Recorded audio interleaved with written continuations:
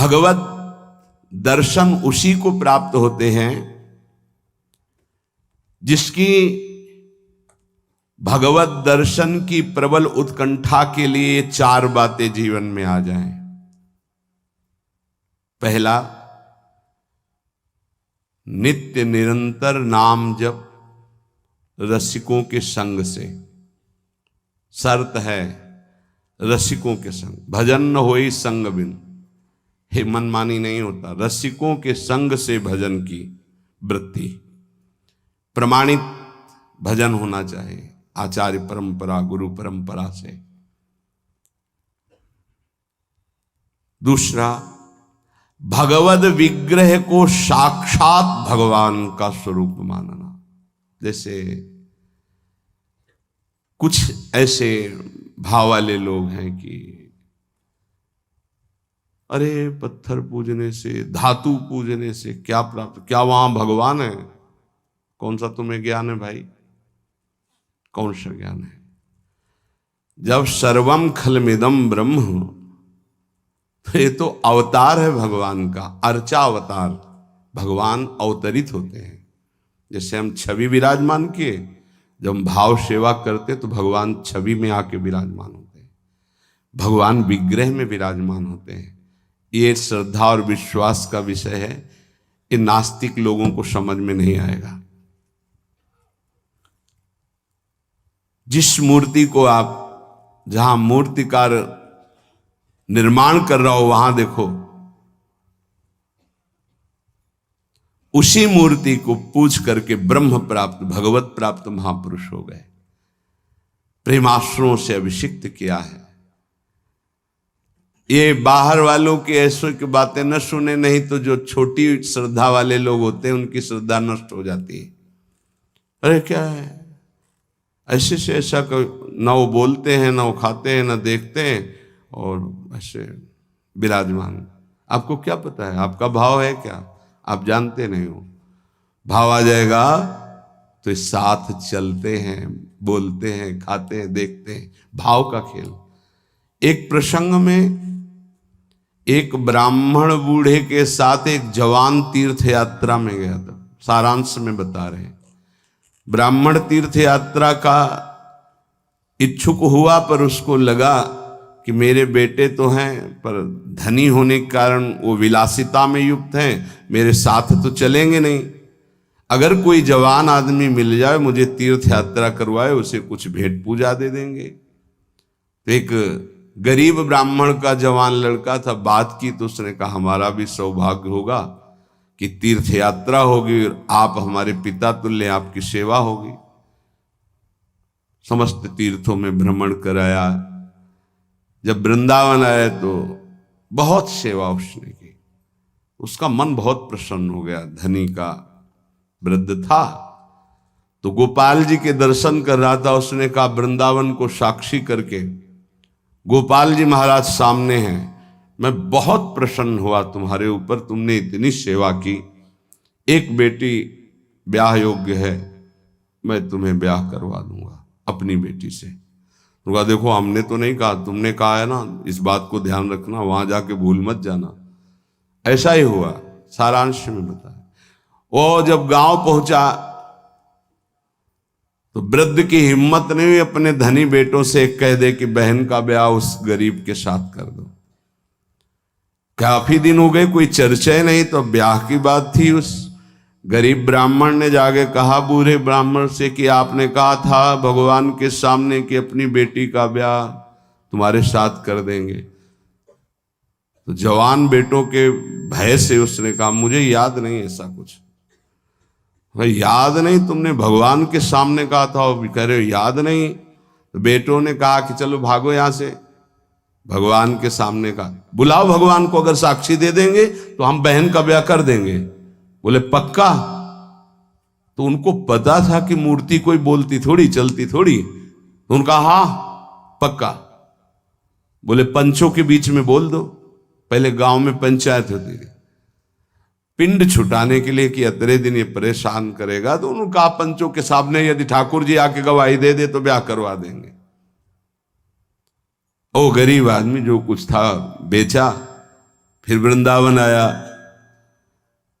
ठाकुर जी गोपाल जी से कहा कि महाराज आपके सामने हमारे ब्याह की बात कही थी इस वृद्ध ब्राह्मण ने, आपको गवाही देना पड़ेगा तब हमारा ब्याह होगा। हाँ, कौन सुने। समय हुआ, ठाकुर जी का शयन भोग लगा, पट बंद हो गए, वो बैठे ही रहे बाहर। वाह गोपाल जी महाराज, आप जब बोलोगे तभी हमारा ब्याह होगा और हम तभी यहां से जाएंगे जब आपको साक्षी दे।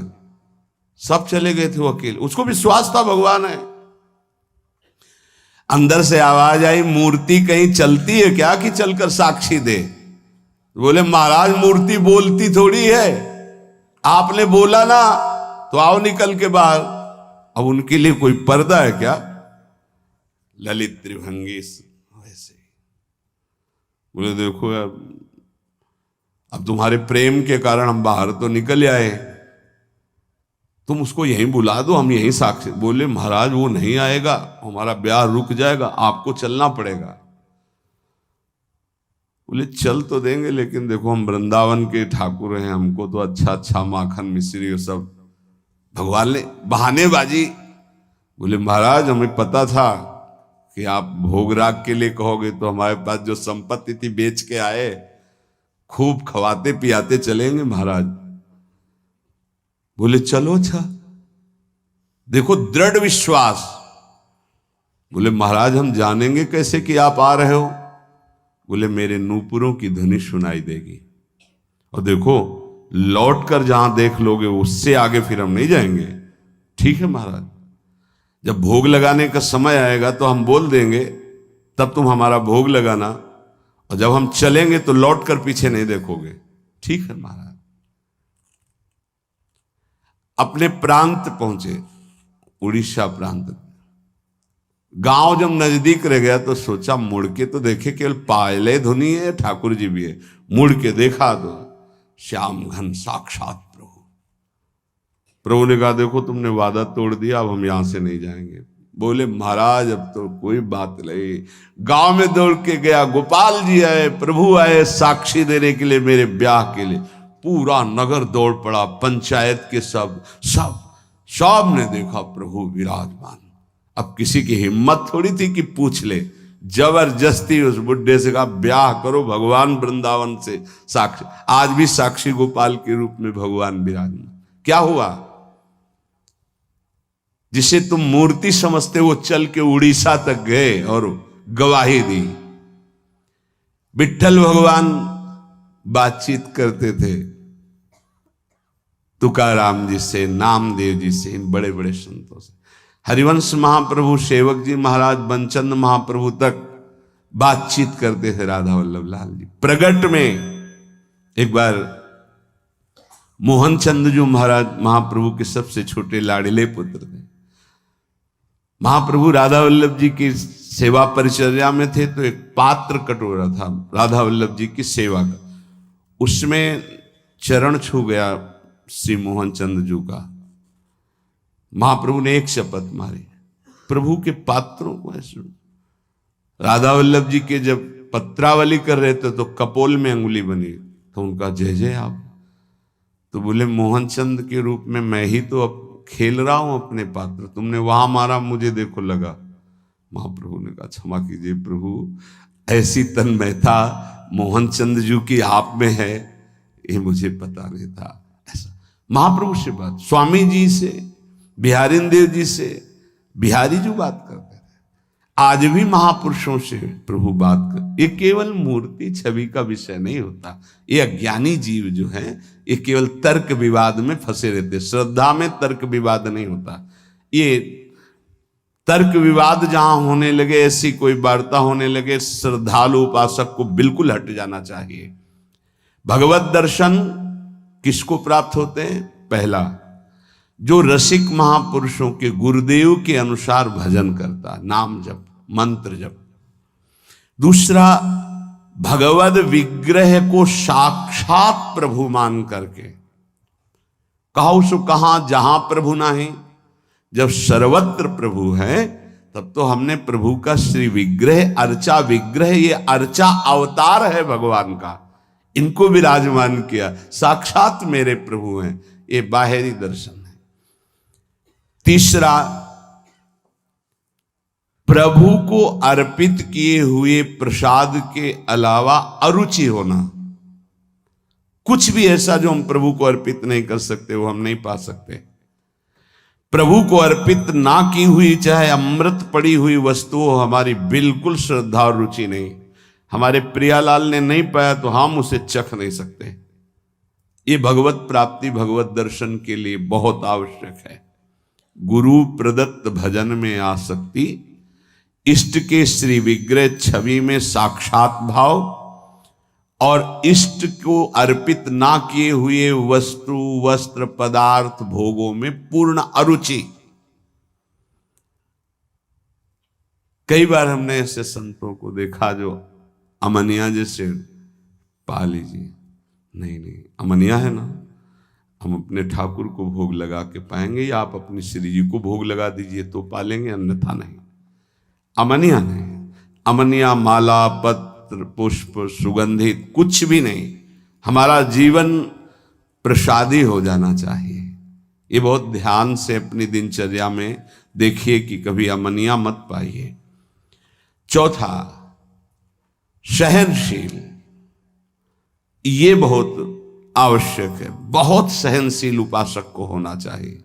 जितना सहोगे उतनी भक्ति प्रकाशित होगी। सहत सहत बाढ़े भगति, गृह तनु गुरु हितगार। गुरुदेव को समर्पित जीवन और सहनशीलता, निश्चित भगवत दर्शन। चार बातों से निश्चित भगवत दर्शन हो जाता है। ये बहुत खास बात है जिसको धारण करना बहुत कठिन है, पर गुरु कृपा पात्र बहुत सरल ढंग से इसे निर्वाह कर ले जाता है। क्या? किसी से मतलब नहीं। इस मार्ग के उपासक किसी से मतलब नहीं। पहले तो कहा पीछे वाले में कि जो विषयी पुरुषों का समूह है उनके संग से भयभीत रहे, कभी संग न करे। अब आगे वाले में महान संगा नाम किसका ये स्वरूप होता है? बोले जो वह तो महताम श्री पद रजा, महापुरुषों की चरण रज से जिसका शरीर अभिषिक्त है और माथे पे जिसकी चरण रज विराजमान है, गुरुजनों की, संतों की, रसिकों की, वो महान संगानाम सहज मधुरात्म प्रिय कथा। वो निसंग ही नहीं, महान निसंगानाम, जागृत स्वप्न सुषुप्ति, कभी भी कहीं भी उसका किसी से संबंध नहीं है, शरीर से भी नहीं। क्योंकि महान संगानाम तभी हो सकता है, शरीर से भी नहीं। यह ज्ञानी जीव जानते नहीं। कहते हैं शरीर तो यहां छूट जाता है, फिर गति किसकी होती है? भगवत प्राप्त। शरीर तो एक कपड़ा है, समझते नहीं हो। इसके नीचे एक कपड़ा है, सूक्ष्म शरीर, उसके नीचे एक है कारण शरीर। आप पहनने वाले हो, आपके कपड़े हैं, एक छूटता है सिर्फ स्थूल शरीर। सूक्ष्म शरीर और कारण शरीर को लेकर के बार बार जन्म मरण होता रहता है, कपड़े बदलते रहते हैं। और जो जीवन मुक्त हो गया तो तीनों शरीरों का संबंध खत्म, और दिव्य चिन्मय चिदानंदमय शरीर को, भाव देह को प्राप्त करके चिन्मय धाम में, चिन्मय लीला में, चिन्मय प्रिया प्रीतम के समीप हो जाता है। वो महान संगानाम। साधक का स्वभाव ऊपरी बड़ा ही रुक्ष होना चाहिए। साधक का रुक्ष, सबको ये लगना चाहिए कि बड़ा बेरुखा आदमी है ये, बच जाओगे। गोस्वामी जी ने भी लिखा है, गिरा अरथ जल बीच सम, कहियत भिन्न न भिन्न, बंदों सीता राम पद, जिन्हि परम प्रिय खिन्न। खिन्न मानसा, किसी से कोई संबंध नहीं। कोई बात करे तो उदासीन होकर बात करे, उसको रस ना मिल पावे। उसको प्रियता समझ में ना पावे। साधक की बात कह रहा हूं, आगे चल के तो सब जीवन शो प्रीति रीति निभात आपनी, वो स्थिति आ जाती है। पर साधक को चाहिए वो अपना बाहरी स्वभाव उदासीन रखे, खिन्न रखे।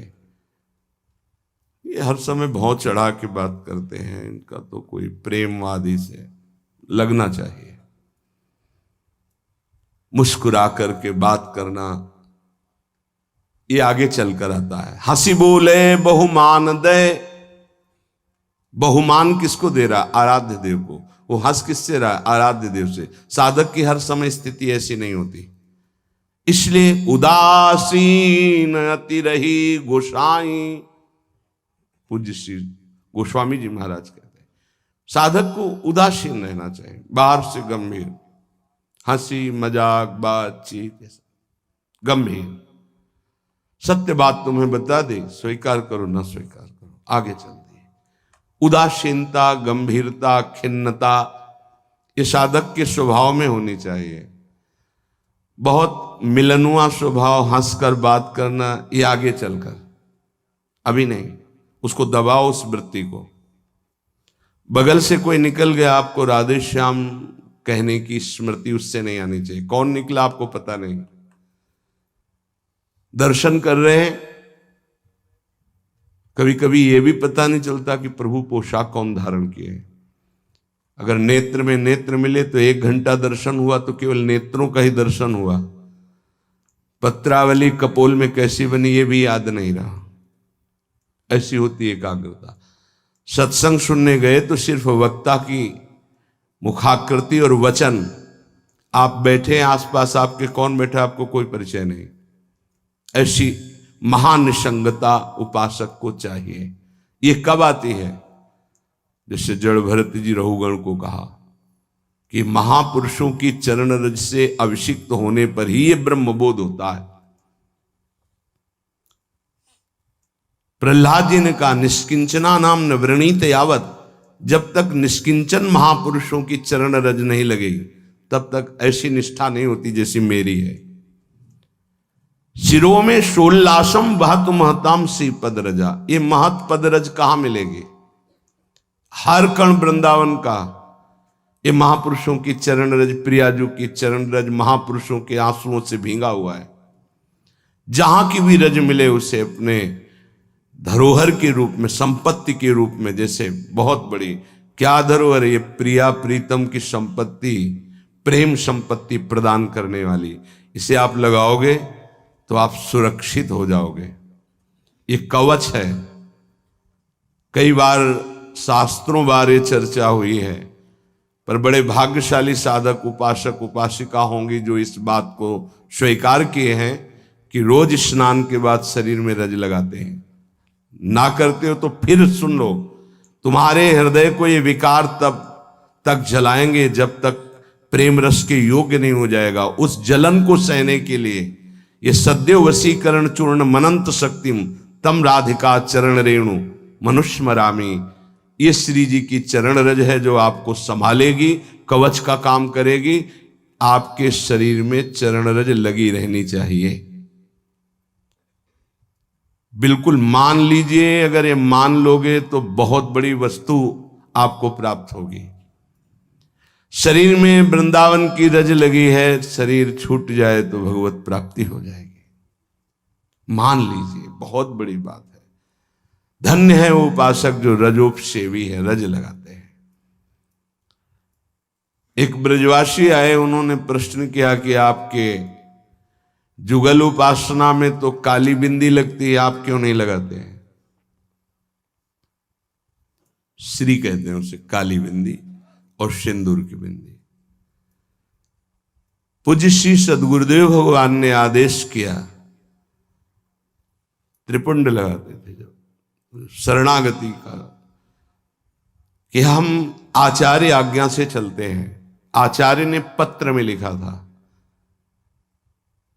वृंदावन रजोप सेवी जोरी सुमिरन बाचनो, वृंदावन नित्य विहार चंदन लेनो। तो रजोप सेवी जोरी है तो रज का तिलक है, और बिहार चंदन जो प्रसादी है वो ये लगा है। बस वो कोई वृंदावन की वस्तु नहीं है जो काली टिक्की है। ये वृंदावन की रस और वृंदावनेश्वरी का प्रसादी चंदन, इसके सिवा तो ब्रह्मा जी भी आकर कहें तो हमारी समझ में नहीं आएगा, क्योंकि गुरु के वाक्य के आगे किसी का नहीं। वृंदावन रजरानी, वृंदावन वृंदावनेश्वरी, इनमें हमारी अनन्य आसक्ति हो जाए। जो लगाते हैं उनको प्रणाम है, पर हमारी गुरु आज्ञा है। आचार्य श्री हितजू महाराज, वृंदावन रजोप सेवी हरिवंश जोरी सुमिरन बाचनो, वृंदावन नित्य विहार चंदन लेनो, आज्ञा है, उसी का पालन है। अगर महापुरुषों की चरण रज लग रही है तो महानिशंगा नाम मान लीजिए। बार बार इसलिए कह रहे मान लीजिए, आप में सामर्थ्य नहीं कि आप असंग हो सके। महानिशंगा नाम तो बहुत बड़ी बात है, वो कहीं आसक्त नहीं, न स्वभाव में, न सूक्ष्म शरीर में, न स्थूल शरीर में, और न बाहरी व्यवहार में। वो अपने स्वरूप में स्थित महापुरुष है, वही महानिशंगा नाम होता है। फिर क्या बोले? सहज मधुरात्म प्रिय कथा, अपनी प्यारी जी और प्यारे जी की कथा सुनते ही उसकी दशा बदल जाती है। प्रसंगानाम प्रेमोत्पुलक गलदस्रा कुलगिराम, अश्रु प्रवाह हो रहा है, पुलकित तन हो रहा है, गदगद कंठ हो रहा है। ये सहज मधुरात्म, सहज मधुर रस प्रदान करने वाली प्रीतम की चर्चा सुनते ही, पद गाते ही दशा बदल गई। कैसे हुआ? बोले महापुरुषों की चरण रज का प्रभाव। अपारे श्री वृंदावन रस महाब्धो विहरताम, इस महाप्रेम रस के अपार समुद्र में विहरण करने वाली जो जुगल जोरी विहार करने वाली श्री श्यामा श्याम है, इनके प्रेम में जो उल्लसित है, उनकी चरण रज सदैव मेरे माथे पे लगी रहे। तो सदा राधा कृष्ण प्रणय पुलकासुद गमभृतहा, राधा नाम सुनते ही रोमांच हो गया, अश्रु प्रवाह होने लगा। श्यामा श्याम की बात सुनते ही, पद सुनते ही पुलक, पुलकावली, अश्रु बहने लगे और देह कंपायमान होने लगी। ये बड़े भाग्यशाली, इसमें जानबूझकर नाटक न करे, स्वाभाविक आ जाएगा। नाम जप करो, रस सिंधु वृंदावन की रज लगाओ और रहनी से रहो तो स्थिति आ जाएगी। एकांत में चिल्ला चिल्ला के रोने का मन होता है। जैसे डकार आती है ना, तो उसको निकलना ही पड़ेगा।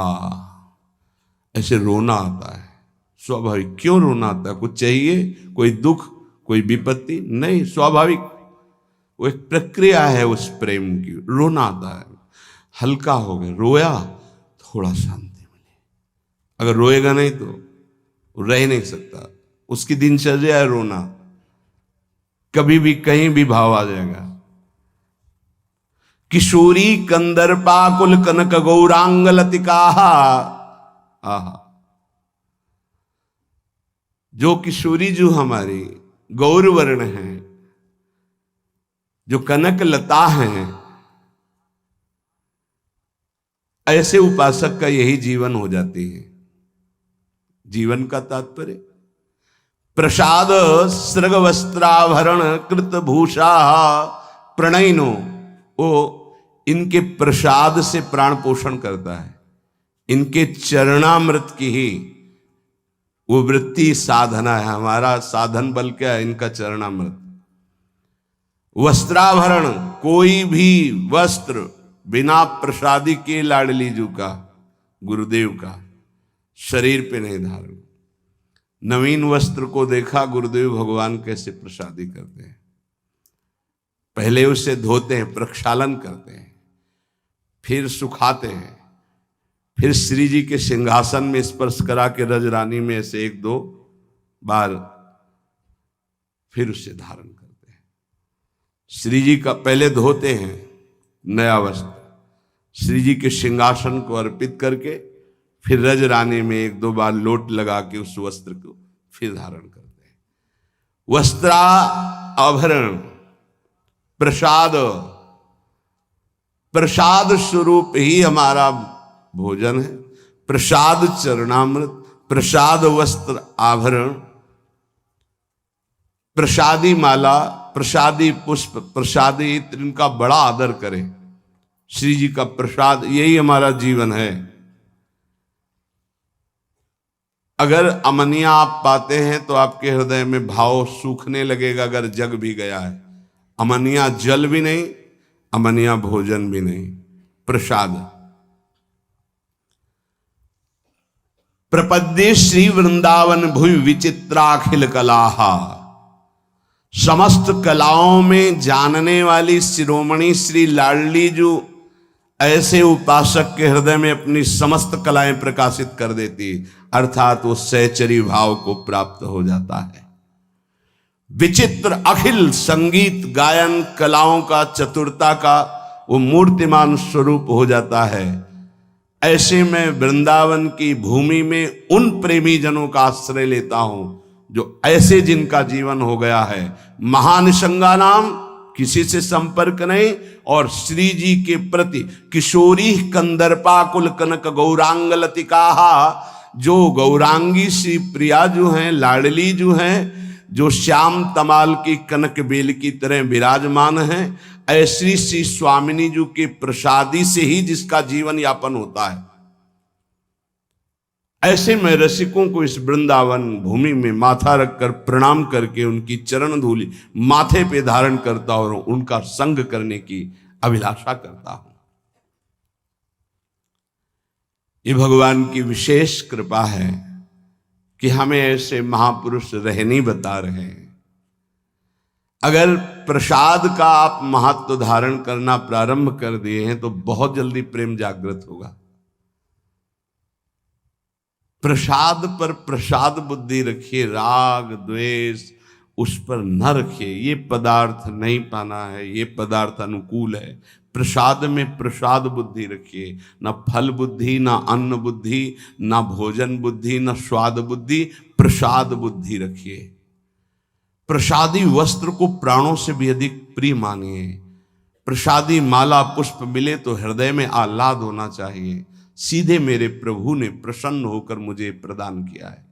दे कोई भी, लेकिन मेरी प्रियाजू ने मुझे प्रदान किया, एकदम आह्लाद, वही आपको प्रेम भाव में ले जाएगा। प्रसाद में भगवत बुद्धि बहुत ही पवित्र हृदय में होती, नहीं तो प्राय नहीं होते। प्रसाद देखते ही अच्छा श्री जी का प्रसाद, ओह वाह, पुलकावली हो जाना। महाप्रभु चैतन्य देव को जब वृंदावन से कोई भी प्रेमी जन जाते, गुंजा की माला, टेटी का अचार, ऐसी वस्तुएं बार बार उनको हृदय से लगाकर अश्रु प्रवाह करते। श्री कृष्ण ने कितना प्यार किया, मुझे प्रसादी भेजी। वृंदावन की रज, वृंदावन का कुछ भी, महाप्रभु पुलकित हो जाते।